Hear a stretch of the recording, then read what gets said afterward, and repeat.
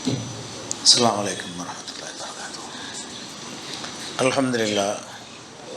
அல்ஹம்துலில்லாஹி நஹ்மதுஹு வ நஸ்தஈனுஹு வ நஸ்தக்ஃபிருஹு வ நஊது பில்லாஹி மின் ஷுரூரி அன்ஃபுஸினா வ மின் ஸய்யிஆத்தி அஅமாலினா மன் யஹ்திஹில்லாஹு ஃபலா முதில்ல லஹு வ மன் யுضللஹு ஃபலா ஹாதிய லஹு. வ அஷ்ஹது அன் லா இலாஹா இல்லல்லாஹு வஹ்தஹு லா ஷரீக லஹு வ அஷ்ஹது அன்ன முஹம்மதன் அப்துஹு வ ரசூலுஹு அம்மா பஅத். கண்ணியத்திற்குரிய எல்லாம் வல்ல அல்லாஹ் ஜல்ல ஷானஹு தஆலாவின் நல்லடியார்களே, சொர்க்கவாசிகள் இன்றி யாரையும் நாம் அறுதியிட்டு சொல்ல முடியாது என்ற விஷயத்தையும், யாரை பற்றி அல்லாஹ் சொர்க்கவாசிகள் என்று அறிவித்திருக்கிறானோ அவர்களை மாத்திரம்தான் நம்ம நல்லடியார் என்றோ மகான் என்றோ சொர்க்கவாசி என்றோ சொல்ல முடியும் என்பதையும் நம்ம பார்த்து வருகிறோம். பத்ர் போராளிகள், பையத் ரில்வானில் பங்கெடுத்து கொண்டவர்கள், நபிமார்கள், இவங்களெல்லாம் நல்லடியார்கள் என்று பொதுவாக சொல்லப்பட்டிருக்கிற விவரத்தை நம்ம பார்த்தோம். குறிப்பிட்டு சொல்வதாக இருந்தால் சில நபர்களை அல்லாஹோ அல்லது ரசூலோ நல்லடியார்கள் என்கிற கணக்கில் சொல்லியிருக்கிறாங்க. அதில் நம்ம சென்ற வாரம் மரியம் அலைஹிஸ்ஸலாம் அவர்கள் இறைநேசர், அகிலத்து பெண்களை விட அவங்க சிறந்தவர்கள் என்றெல்லாம் அல்லாஹ் புகழ்ந்துரைக்கிற விஷயத்தை பார்த்தோம். அடுத்ததாக நல்லடியார் என்று புகழ்ந்து பேசப்பட்டவர் யாருன்னு கேட்டால் ஃபிர்அவுனுடைய மனைவி. ஃபிர்அவுன் என்ற அந்த கொடுங்கோலனுடைய மனைவியை பற்றி அல்லாஹ் குர்ஆனில் என்ன சொல்கிறான்னு கேட்டால், அகில உலக மூமின்களுக்கும் அவங்க தான் மாடல். நல்லடியார்லேயே மிக உயர்ந்த இடத்துல வச்சு எல்லாம் பேசுகிறோம். நல்லடியார்களில் ஒருவர் என்ற இடத்துல வச்சு பேசலை, அவங்க தான் மூமின்களுக்கெல்லாம் முன்னுதாரணம் என்று அல்லாஹ் சொல்லி காட்டுறான். 66வது அத்தியாயத்தில் 11வது வசனத்தில் அல்லாஹ் சொல்லும்போது, லரபல்லாஹு மசலன் லில்லதீன ஆமனு, நம்பிக்கை கொண்ட மூமினான மக்களுக்கு அல்லாஹ் ஒரு முன் உதாரணமாக எடுத்து காட்டுகிறான். யாரை எடுத்து காட்டுகிறான் என்றால் இம்ராத்த ஃபிர்அவுன், ஃபிர்அவுனுடைய மனைவியை அல்லாஹ் முன் உதாரணமாக காட்டுகிறான். எந்த வகையில் அவங்க முன் உதாரணம் என்று சொன்னால், இது காலத், அவர்கள் சொன்னார்கள், ரப்பிப்னுலி இந்தக பைத்தன் ஃபில் ஜன்னா, இறைவா சொர்க்கத்தில் எனக்கு ஒரு மாளிகையை உருவாக்கி கொடு. ஒ நஜ்ஜினி மின் ஃபிர்அவுன வ அமலிஹி, ஃபிர்அவுனை விட்டும் அவனுடைய சித்திரவதையிலிருந்து என்னை காப்பாற்றி விடு. ஒ நஜ்ஜினி மினல் கௌமில் லாலிமீன், அநியாயக்கார இந்த சமுதாயத்திலிருந்து என்னை காப்பாற்றி விடு என்று சொன்ன வகையில் அவர்கள் மாடலாக முன்மாதிரியாக இருக்கிறார்கள் என்று அல்லாஹ் புகழ்ந்து சொல்கிறான். அப்போ இவங்க நல்லடியாக நல்லா தெரியுது, அவங்கள அல்லாஹ் இப்படி துவா செஞ்சாங்கன்னு மட்டும் சொல்லலை, அவங்க தான் உங்களுக்கு மாடல் அல்லாஹ் சொல்கிறான். ஒருத்தர் அல்லாஹ் மாடலாக நமக்கு கொண்டாந்து காட்டுறான்னு சொன்னால் அவங்க சிறந்தவர்கள், அவங்க சொர்க்கவாசி, அவங்க நல்லடியார், அவங்க மகான்களில் சேர்க்கப்பட வேண்டிய ஆள் என்று தெளிவாக விளங்குகிறது. இவர்கள் யார்? இந்த ஃபிர்அவுனுடைய மனைவிங்கிறவங்க யார் என்று கேட்டால், மூசா நபியை எடுத்து வளர்த்தவர்கள். எங்கேருந்து அவங்களுடைய வரலாறு நமக்கு சொல்லப்பட்டிருக்குன்னு கேட்டால், மூசா நபி அவர்கள் அந்த பிறக்கக்கூடிய அந்த காலகட்டத்தில் இஸ்ரவேல் சமுதாயம் ஒடுக்கப்பட்டிருந்தாங்க. ஃபிர்அவுன் ஆட்சியில் இருக்கிறான். ஃபிர்அவுன் என்பவன் கிபித்தி என்கிற ஒரு கோத்திரத்தை, ஆதிக்க சாதியை சேர்ந்தவனாக இருக்கிறான். அங்கே இஸ்ரவேலர்கள் ஒடுக்கப்படுற மக்களாக இருக்கிறாங்க. அப்போ இவங்க இஸ்ரவேலர்களில் அதிகமான ஆண் குழந்தைகள் வந்துவிட்டால் அவங்களுடைய எண்ணிக்கை பெருகிரும், அதனால் நம்ம ஆட்சிக்கு எதிராக புரட்சி செய்வாங்க என்று எண்ணி அங்கே உள்ள ஆம்பளை பிள்ளையெல்லாம் கொல்லணும்னு சில கட்டங்களில், மொத்தமாக எப்பவும் கொண்டுகிட்டு இருந்தால் அவங்க இருந்தே இருக்க மாட்டாங்க, சில நேரங்களில் என்ன செய்வான்னு கேட்டால் ஆம்பளை பிள்ளையெல்லாம் கொள்ளு, இந்த ஜனத்தொகையை குறைக்கிற அளவுக்கு, பெருகிடாத அளவுக்கு கணக்கு பண்ணி என்ன செய்வான்னு கேட்டால் அப்படி ஒரு உத்தரவை போடுறான். இது அப்பிஹூன் அப்னா ஆக்கும் எஸ்தஹூன் நிசாக்கும், உங்களுடைய ஆண்களை எல்லாம் ஒரு வெற்றி அறுத்து கொன்றார்கள், உங்களுடைய பெண் பிள்ளைகளை மாத்திரம் உயிரோடு விட்டார்கள், அவ்வளோ கொடுமைகள் செஞ்சாங்களே, அதை நீங்கள் எண்ணி பாருங்கன்னு அல்லாஹ் குர்ஆனில் இஸ்ரவேல் மக்களை பார்த்து அல்லாஹ் சொல்கிறான். அப்போ மூசா அலைஹிஸ்ஸலாம் என்ன செய்கிறாங்கன்னா, அவங்க அந்த நேரத்தில் பிறக்கிறாங்க. எந்த நேரத்தில் பிறக்கிற பிள்ளையெல்லாம் கொல்ல சொல்கிறானோ அந்த நேரத்தில் தான் மூசா நபியும் பிறக்கிறாங்க. அப்போ அவர்களும் கொல்லப்படுவார்கள். வீடு கூட தேடி பார்த்து மறைச்சி வச்சுருந்தாலும் ஒரு குழந்தை இருக்குங்கிற விஷயம் வெளியே வந்துடும். ஒரு குழந்தை அங்கே பிறந்திருக்குன்னு என்னத்தை நீங்கள் மறைச்சி வச்சாலும் ஒரு 5 நாள் 10 நாளில் அவங்க வீட்டில் ஒரு குழந்தை பிறந்திருக்குன்னு சொல்லிடுவார்கள். அப்போ அந்த பிறந்தவனை என்ன செய்கிறாங்கன்னா கவலைப்படுறாங்க மூசா நபியுடைய தாயார். தந்தையும் கவலைப்பட்டிருப்பார், தாயார் கவலைப்பட்டது எல்லாம் சொல்லி காட்டுறான். என்ன கவலைப்படுவாங்க? இந்த ஃபிரௌனு தெரிஞ்சு போச்சுன்னு சொன்னால் நம்ம பிள்ளைய கொன்றுவான். அப்போ அல்லாஹ் என்ன செய்கிறான்னு கேட்டால், மூசாவுடைய தாயாருக்கு நம்ம வஹி அறிவித்தோம். வஹைனா இலா உம்மி மூசா. வஹி அறிவித்தோம்னா உள்ளத்தில் ஒரு செய்தியை போடுறது. மூசா நபியுடைய அம்மாவுடைய உள்ளத்தில் அல்லாஹ் என்ன செய்வான்? அந்த வஹியை போடுகிறான். இந்த மாதிரி உள்ளத்தில் வஹியை போடுறது என்கிற விஷயம் ரசூலுல்லாஹ் காலத்துக்கு முன்னாடி வரை இருந்தது சில நல்லடியார்களுக்கு. ரசூலுல்லாஹ் காலத்துக்கு பிறகு அது இல்லாமல் ஆயிடுச்சு. இந்த உம்மத்து கிடையாது. முந்தைய சமுதாயங்களில் நபிமார்களுக்கு இறை செய்து வர்ற மாதிரி அல்லாஹ் நாடியவர்களுக்கு என்ன செய்வான்? உள்ளத்தில் ஒரு உதிப்பு போடுவோம். அல்லாஹ் தான் அதை சொல்கிறான்னு உங்களுக்கு படும். அந்த மாதிரியான உதிப்பு இந்த உம்மத்தில் யாருமே கிடையாது. அப்படி ஒருத்தர் இருப்பார், ஆனால் உமராக இருப்பார் என்று ரசூலுல்லாஹ் சொல்லியிருக்கிறாங்க. அப்போ இந்த உம்மத்துக்கு அது இல்லை, அதை விளங்கிக்கிறணும். ஒருத்தர் நாளைக்கு எனக்கு மூசா நபிக்கு அம்மாவுக்கு மாதிரி எனக்கு எல்லாம் உதிப்பு போட்டான்னு சொன்னால் நம்பிடக்கூடாது. அது முடிஞ்சு போச்சுட்டாங்க. ரசூல் ஸல்லல்லாஹு அலைஹி வஸல்லம் இந்த உம்மத்தில் இல்லை, முந்தைய உம்மத்தில் கொடுத்துருந்தான். அந்த மூசாவுடைய அம்மாவுக்கு அல்லாஹ் வஹி அறிவித்த செய்தி அறிவித்த உடனே என்ன சொல்கிறான்னு கேட்டால், நீ ஒரு பெட்டியை தயார் பண்ணி, தண்ணீரில் மிதக்கக்கூடிய மரத்தாலான ஒரு பெட்டியை தயார் பண்ணி அந்த பெட்டிக்குள்ளே உன் பிள்ளைய போட்டு நீ ஆற்றுல விட்டுரு, கடலில் விட்டுருன்றாங்க. அப்போ கடலில் விட்டால் இவங்க என்ன அல்லாஹ் காப்பாற்றுற ஒரு பிளான் பண்ணிட்டு விட சொல்கிறான். அவங்களுக்கு தயக்கமாக தான் இருக்கேன்.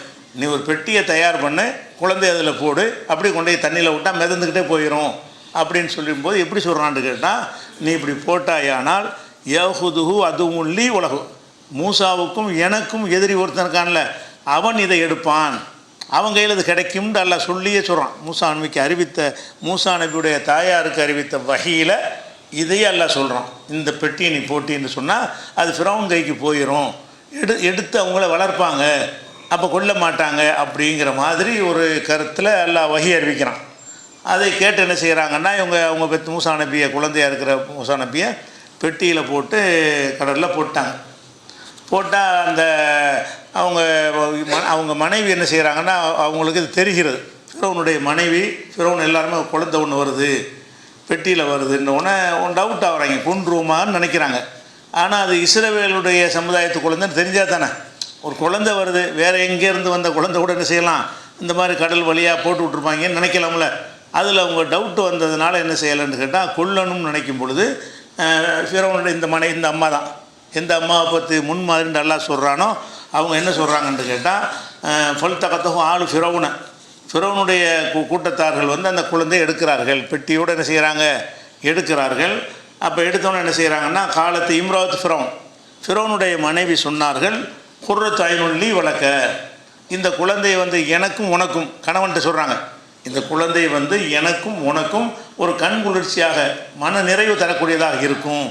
அசா எத்தகுதனா எத்தகுத வளதா நத்தகுத வளதா, அவரை நம்ம பிள்ளையாக வச்சுக்கிறோம், நம்ம வளர்ப்போம், இந்த குழந்தை எடுத்து நம்ம என்ன செய்வோம், நம்ம மகனாக வச்சு வளர்க்குவோம் அப்படின்னு சொல்கிறாங்க. அப்போ அந்த அம்மாவுடைய சொல்ல கேட்டு தான் மூசா நபியை எடுத்து அவங்க வளர்க்குறாங்க.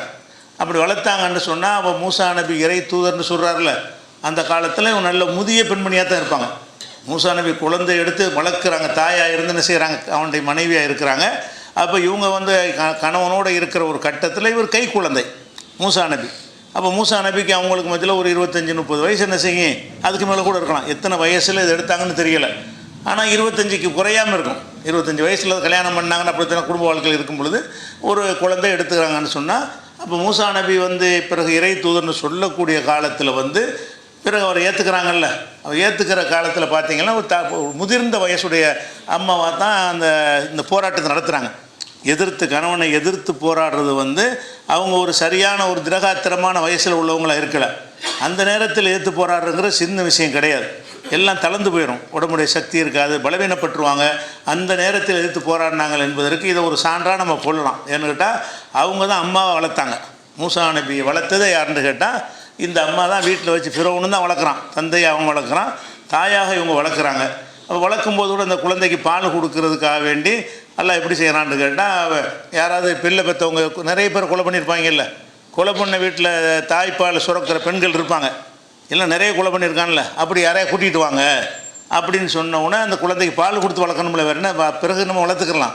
ஆரம்பத்தில் கைக்குள்ளையாக இருக்கும்போது தாய்ப்பால் மட்டும்தானே குடிக்கும். அதுக்கு தேடி பார்க்குறாங்க. ஒவ்வொரு தாயும் வரும்போது மூசா நபியை பால் குடிக்க மாட்டேங்கிறார், அப்படி ஆக்குறான்ல.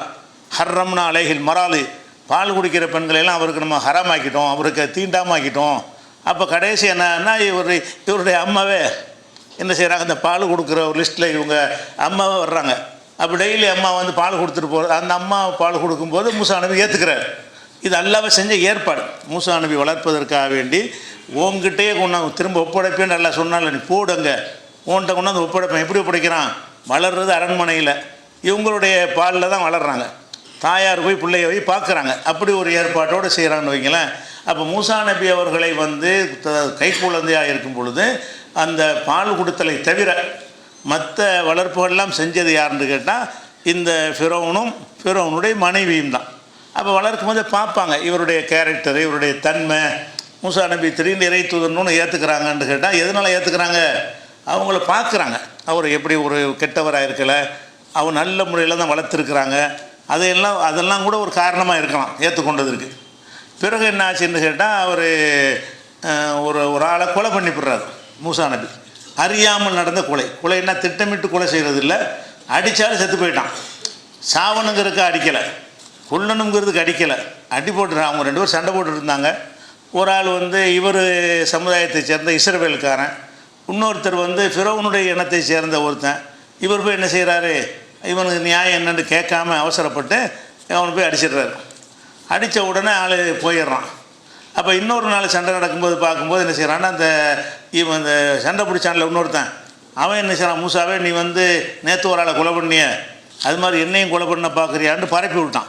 இவர் பேசாமல் அடித்தார், செத்து போயிட்டான், இன்னும்லாம் மறைக்கப்பட்டிருந்துச்சு. அவங்க கேட்டோம் நெஞ்சார், ஆகா இது பறவையில் போயிடுச்சு, நமக்கு பிரச்சனை ஆயிருமெண்டு ஊரை விட்டு ஓடி போயிட்டார். மூசா நபி அவர்கள் ஒரு 25 வயசாக இளமையாக இருக்கும்போது நினச்சிட்டு 25 வயசில் இளமையாக இருக்கும்போது ஓடி போயிரு. அப்புறம் போய் கல்யாணம்லாம் பண்ணுவார். இன்னொரு இடத்துல போய் 8 வருஷம் கூலி வேலை செஞ்சு அதை மகராக ஏற்றுக்கொண்டு என்ன செய்வார், திருமணம் அப்புறமேட்டு தான் பண்ணுறாரு. இப்போ திருமணம் முடிக்கிற வயசுக்கு முன்னாடி என்ன செஞ்சிடறாரு, ஓடி போயிட்டு பிறகு இறைவன் கல்யாணம்லாம் பண்ணிட்டு வரும்போது தான் அதில் நேரடியாக பேசுகிறான். அதுக்கு பிறகு தான் அவர் இங்கே வர்றாரு. நான் தூதராயிட்டேன்னு ஓடி ஃபிரௌனுக்கு பயந்து தான் ஓடினார். ஃபிரௌனை பிள்ளை மாதிரி வளர்த்தா கூட அவங்க இனத்தை சேர்ந்த ஒரு ஆளை கொண்டுட்டாங்கும் போது சமுதாயத்துடைய நிர்பந்தம் இருக்கும்ல, அதுக்காக ஏதாவது நடவடிக்கை எடுக்க தான் செய்வான் என்று தான் பயந்து ஓடினார். ஓடிவிட்டு அவர் வந்த பிறகு இந்த சத்திய பிரச்சாரத்தை எடுத்து ஃபிரௌன்ட்டையும் சொல்கிறார், அந்த மக்கள்கிட்டையும் சொல்கிறார். அப்படி சொல்கிற நேரத்தில் தான் இவங்க ஏற்றுக்கிறாங்க.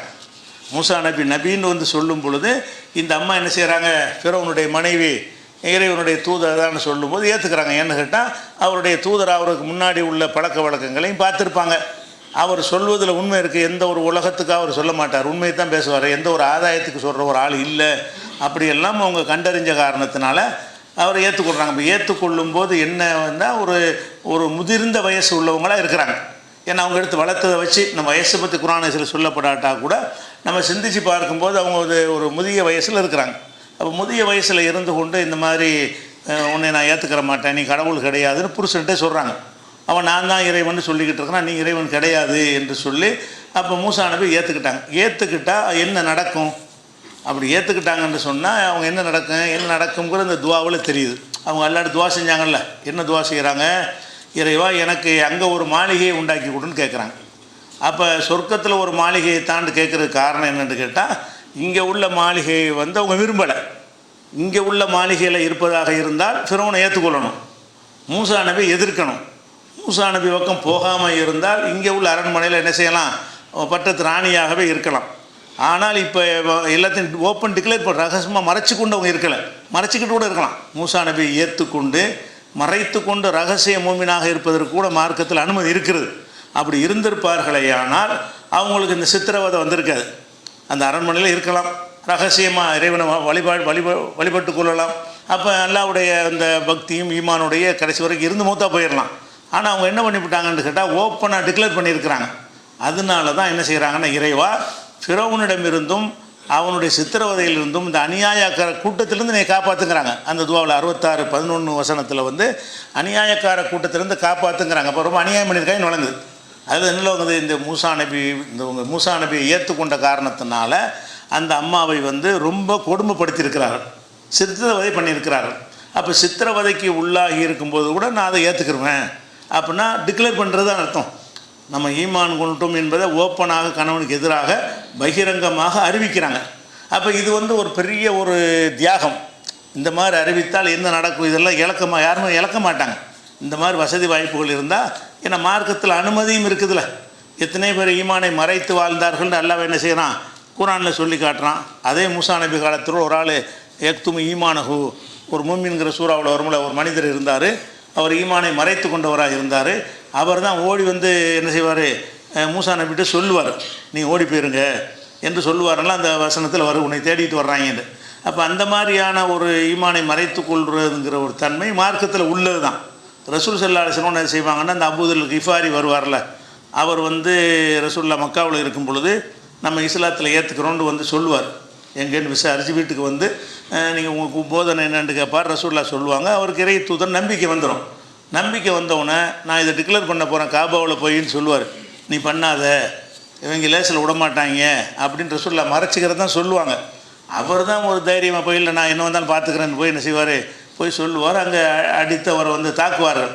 பிறகு அபூபக்கர் சித்திக் மாதிரி ஆளுக்கு தலையிட்டு, இவர் போய் அடிக்காதே, இப்போ வெளியூருக்காரரு, அந்த வழியாக தான் நீங்கள் வியாபாரத்துக்கு போகணும், அவர் உள்ளூர் ஆள் கிடையாது, அவர் அடிச்சேன்னா ஒரு சரக்கு கூட ஊருக்குள்ளே வராமல் ஆக்கிடுவாங்க அப்படின்னு ஒரு எச்சரிக்கை விட்டோன்னே அடிக்கிறத விட்டுட்டாங்க. அப்போ ரசூல் ஸல்லல்லாஹு அலைஹி வஸல்லம் என்ன செய்கிறாங்கன்னா, நீ மறைச்சிக்கலாம் சொல்கிறாங்க, மறைத்து கொள்வது தப்பு கிடையாது. அப்போ இந்த அம்மா வந்து மறைச்சிக்கலாம் தானே, மேலான நிலை விரும்புகிறாங்க. அவங்க மறைத்து கொண்டு உலகத்தில் துன்பம் இல்லாமல் வாழ்வதை விட வெளிப்படையாக சொல்லி, பிலால் மாதிரி, பிலால் வந்து மறைக்கவே இல்லை, அடித்து ஒழிச்சா ஓச்சிக்க நான் சொல்லத்தான் செய்வேன்னு சொல்லி அவர் சொல்லாமல் இருக்கிறதுக்கு அனுமதி இருக்கிறது.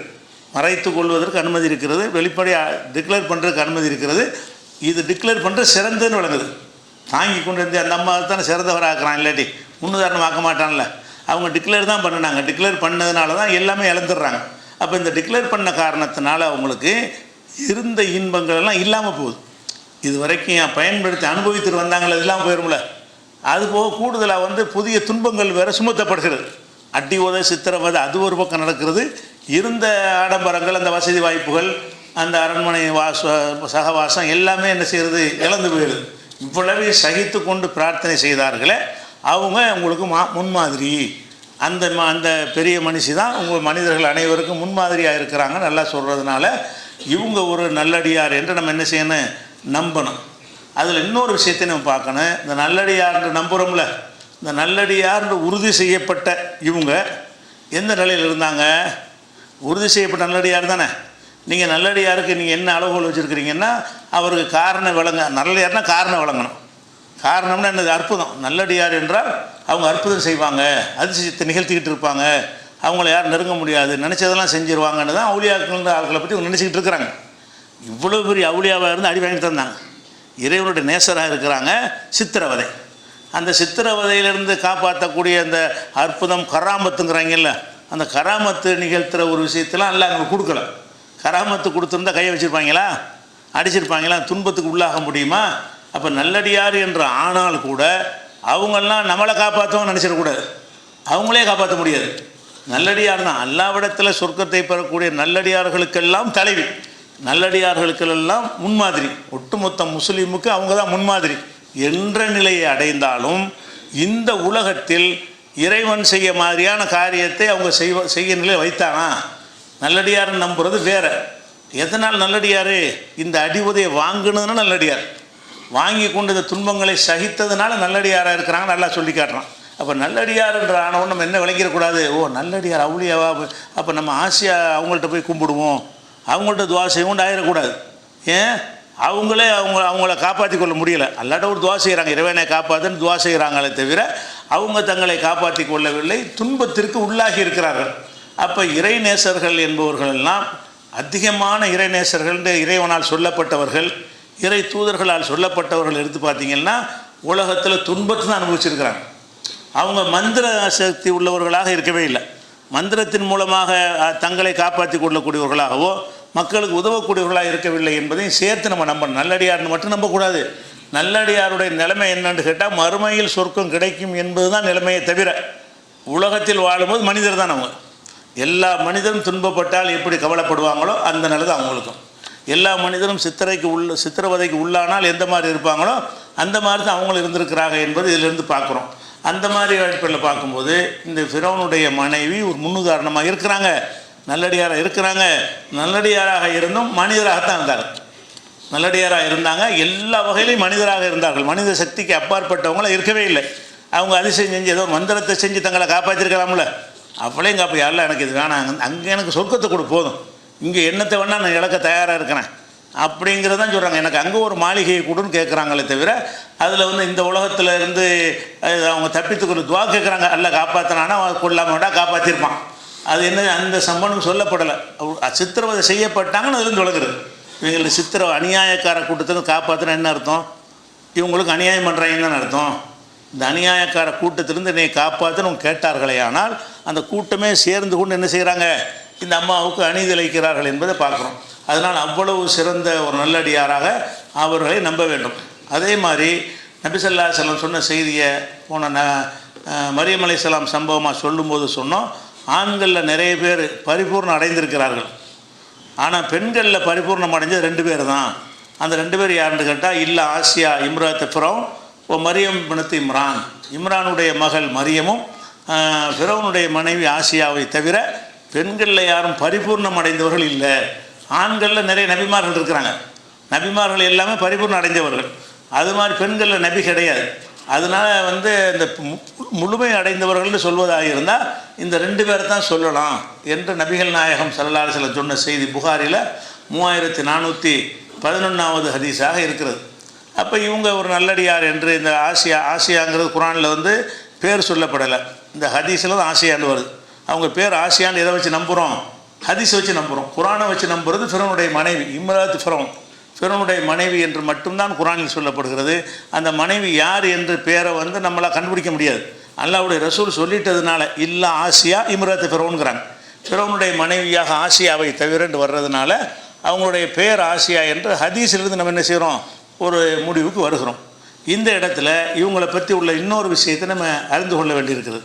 என்னன்னு கேட்டால், சில தவறான ஹதீஸ் என்ன ஆசியான்னு சொன்னதுனால, இந்த மரியமை பற்றி சொன்னதுனால சில அவங்க 2 பேரையும் குறித்து சில தவறான ஹதீஸுகள் இருக்குது. என்ன ஹதீஸ்ன்னு கேட்டால், சொர்க்கத்தில் அல்லாஹ் என்ன செய்வான்னு கேட்டால், மரியமை ஆசியாவையும் அல்லாஹ் எனக்கு திருமணம் செஞ்சு தருவான் என்று ரசூலுல்லாஹ் சொன்னாங்க அப்படிங்கிற மாதிரி ஹதீஸுகள் வந்து சில நூல்களில் பதிவு செய்யப்பட்டிருக்கு. ரசூலுல்லாஹ் மறுமை நாளில் சொர்க்கத்தில் இருக்கும்போது இந்த மரியம் இருக்காங்கள் அவங்களையும் ஆசியாவங்களையும் ரசூலுல்லாஹ்வுக்கு மனைவியாக்கி கொடுப்பான், திருமணம் செஞ்சு கொடுப்பான் என்று ஒரு ஹதீஸ் ரசூலுல்லாஹ் சொன்னதாக இருக்கிறது. ரசூலுல்லாஹ் சொன்னது ஆத்தன்டிக்காக தான் நம்பிட்டு போக வேண்டியதான். ரசூலுல்லாஹ் சொன்னார்கள் என்பது ஆதாரபூர்வமாக இருந்தால் மறுமை சம்பந்தப்பட்ட விஷயம், அதில் போய் வாதங்கள் பண்ண முடியாது. அல்லாஹ்வுடைய ரசூல் சொன்னது சந்தேகத்துக்கு இடமில்லாத செய்தியாக இருக்குமே ஆனால் ஏற்றுக்கொள்ளலாம். ஆனால் இந்த ஹதீஸை பொறுத்த வரைக்கும் நிறைய நூல்களில் வந்திருக்கிறது, எல்லா நூல்களில் தபுரானியில் வந்திருக்கிறது. தபுரானியில் வந்து சில நூல்களில் சில அறிவிப்பில் ஹாலித் இப்னு யூசுஃப் என்பவர் அறிவிக்கிறார், அவர் பலவீனமான ஒரு ஆளாக இருக்கார். தபுரானில் இன்னொரு ஹதீஸ் வருகிறது, அதில் வரக்கூடிய பல பேர் வந்து யாருன்னு தெரியாத ஆட்களாக இருக்கிறாங்க, அறிவிப்பாளர்கள் வந்து அறியப்படாதவங்களாக இருக்கிறாங்க. அதே மாதிரி முஸ்னத் அபூ யவ்லாவில் இருக்கிறது, அதில் யூனுஸ் இப்னு ஷுஐப் என்பவர் அறிவிக்கிறார், அவர் பலவீனமாக இருக்கிறார். அப்போ இந்த செய்திகள் வந்து பல நூல்களில் வந்திருந்தாலும் அவைகள் எல்லாம் பலவீனமாக இருக்கிறது. மரியம் அலைஹிஸ்ஸலாத்துக்கு ரசூலுல்லாஹ்வுடைய மனைவி ஆவாங்க, எதுக்கு அதை சொல்கிறாங்கன்னு கேட்டால், இப்போ ஆசியாவுடைய கணவர் வந்து ஃபிரௌன் தானே, ஃபிரௌனுக்கு மனைவியாக்க முடியாதுல்ல, மனைவியாக்க முடியாட்டி அதுக்கு அல்லாஹ் என்ன ஏற்பாடு செய்வானோ அதை செய்வான். அதனால் என்ன பண்ணுறாங்கன்னா, இந்த ஆசியாவுக்கு யார் கணவர் அங்கே தான் வயசுலாம் கிடையாதுல்ல, எல்லாம் அந்த ஒரே மாதிரி வந்துடும்ல. ரசூல் ஸல்லல்லாஹு அலைஹி வஸல்லம் ஆசியாவுக்கு மத்தியில் பல ஆயிரம் வருஷ வித்தியாசம் இருக்கும்ல. அவங்க காலம் என்ன இவங்க காலம் என்ன, வயசில் இருக்கிறது பெரிய வித்தியாசம் இருக்கும். ஆனால் மறுமையில் எல்லாருமே வந்து நடுத்தர வயசு எத்தனை எழுப்பப்பட போகிறோம் அவங்கள, அதனால் அது பிரச்சனை இல்லை, மனைவி ஆக்கணும் வந்து ஆக்கலாம். அது எதனால் இது சொல்கிறாங்கன்னு கேட்டால், இந்த ஹதீஸுகளை வந்து அவங்களுடைய நல்லடியாராக இருந்தாங்க, கெட்டவனாக இருக்கிறான். மரியம் அலைஹிஸ்ஸலாத்துக்கு கல்யாணம் ஆன மாதிரி ஒன்றும் வரல, அது தந்தை இல்லாமல் பிள்ளை பிறந்தாங்க, அதுக்கு பிந்தி கல்யாணம் பண்ணாங்களா என்ற குறிப்புகள் இல்லாதனால அவங்களுக்கு ஒரு கணவர் வேணும்ல, அதனால ரசூலுல்லாஹ் கல்யாணம் பண்ணுவாங்கங்கிற ஒரு கோணத்தில் வந்து யாரோ இதை சொல்லியிருக்கிறாங்க. இந்த ஹதீஸை இட்டுக்கட்டப்பட்டது என்றும் சில அறிஞர்கள் என்ன செய்கிறாங்க சொல்கிறாங்க. அதிகமான அறிஞர்கள் பலவீனங்கிறாங்க, சரியானது யாருமே சொல்லலை. இந்த கருத்தில் வரக்கூடிய எந்த ஒரு ஹதீஸும் சரியான ஹதீஸ் என்று சொல்லவில்லை, பலவீனமானது என்று அதிகமானவர்கள் சொல்கிறார்கள். சில அறிஞர்கள் வந்து இட்டுக்கட்டப்பட்டது, இது பொய்யான செய்தி என்று சொல்கிறார்கள். நம்ம பொய்யான செய்தியும் ஏற்றுக்கிற முடியாது, பலவீனமானதை ஏற்றுக்கொள்ள முடியாது. இது இவங்களை பற்றி அறிந்து கொள்ள வேண்டிய விஷயம். அப்போ நல்லடியார் என்று சொல்லப்பட்ட பெயர் குறிப்பிட்டு சொல்லவர்கள் யாருன்னு கேட்டால், ஒன்று மரியம், இன்னொன்று வந்து ஆசியா. இவங்க 2 பேரும் நல்லடியார் என்று நம்ம நம்பணும். இது போக பெயர் குறிப்பிட்டு சொன்ன நல்லடியார்கள் யாருன்னு பார்த்தீங்கன்னா அந்த ஒரு 10 நபித்தோழர்கள் சொல்லியிருக்கிறாங்க. ரசூல் ஸல்லல்லாஹு அலைஹி வஸல்லம் அவர்கள் 10 நபித்தோழர்கள் பேரை சொல்லி இவர் சொர்க்கவாசி, இவர் சொர்க்கவாசி, இவர் சொர்க்கவாசி என்று ரசூல் ஸல்லல்லாஹு அலைஹி வஸல்லம் நினைச்சாங்க, லிஸ்ட்டு போட்டு சொல்லியிருக்கிறாங்க. அந்த 10 பேரும் பேர் குறிப்பிட்டு சொன்னாங்க.